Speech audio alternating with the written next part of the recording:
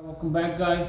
Today's video we're gonna go over real quick. It's a basic. This is a basic video of how to find the absolute value of a number. Okay. Now, the way I'm gonna show you this is gonna be by showing you a real life scenario. Let's say you're at home. Okay, and your home is gonna be a 0. Let's say that's home. Let's say you're gonna start training for a marathon, and each mark right here counts as a mile. All right. Absolute value is always, all right. It's always going to be the positive value. Okay. Always positive. Okay. What that means is that no matter what the number is, you got to find what the positive value of that number is. Okay. And that's why I want to do distance. Okay. When you think about distance, that's kind of what we're talking about when we're talking about absolute value. Okay. And the absolute value is the distance of a number starting at 0, okay? So let me give you a quick example of that. Let's say we want to find out the absolute value of 1. How far apart is the 0 from the 1? And we're counting units. We're not counting negative numbers. We're not counting positives. We're just counting units, okay? And that's why the value of an absolute value is always going to be positive, because we're counting the spaces that you're moving, okay? So if we go over the absolute value of 1, how many units did we move down? We went down 1 unit, right? Or we moved down 1 unit. So the positive value or the absolute value of 1 is 1.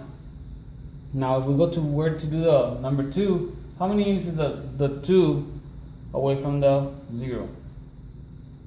It's going to be 2. Alright?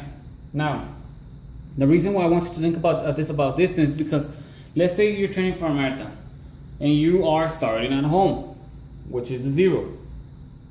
The distance that you run away from home, no matter where you run, whether it's the left or to the right, is going to give you a positive outcome, right? You're going to be running a mile, you're going to be running 2 miles, you're going to be running 3 miles. It doesn't matter which way you go. All right?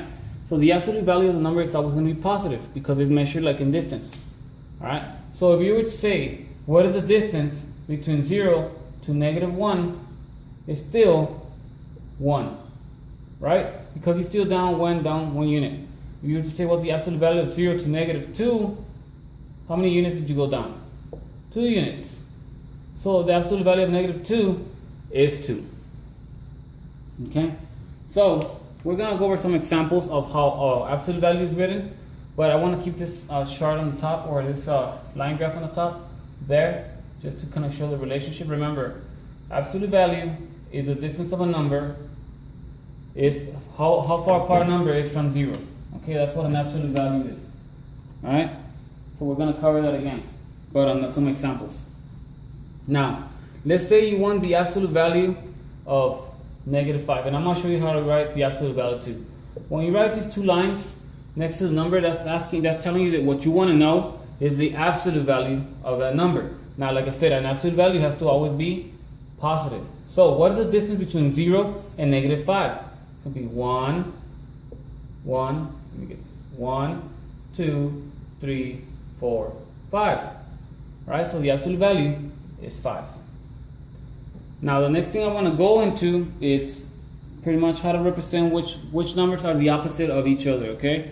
And the opposite of each other, the opposite numbers of, like for example, let's say negative 5, it's going to be a number that has the same absolute value as negative 5, but it's the opposite sign, okay? So what number will give you the absolute value of 5, but it doesn't have a negative? Well, let's count the units to the right now. Okay, we're going to go to the positive side. And now, of course, you're going to see this real quick. It's pretty simple. 1, 2, 3, 4, 5. So the absolute value of 5 is also 5, because the distance from 0 to 5 is also going to be 5 units. So when you're talking about opposite numbers are going to be the numbers that have the same absolute value, but opposite signs. As you can see, this is a positive, this is a negative number. So for example, any numbers that you put in here, you want to know the opposite of it, okay? For example, if we were to do negative 30, the absolute value of negative 30 is going to be 30, because negative 30 is 30 away from 0, right? The absolute value of 30, positive 30, is also going to be 30. So what that is telling you is that since they have the same absolute value, these numbers are opposite of each other. And pretty much opposite numbers means that you have opposite signs. Alright? So that's covering a brief example how to do absolute value, okay? Alright, thank you for watching the video. If you liked it, alright, if you have any suggestions on how I can improve this, please let me know. I want to thank you for watching the video and have a good week.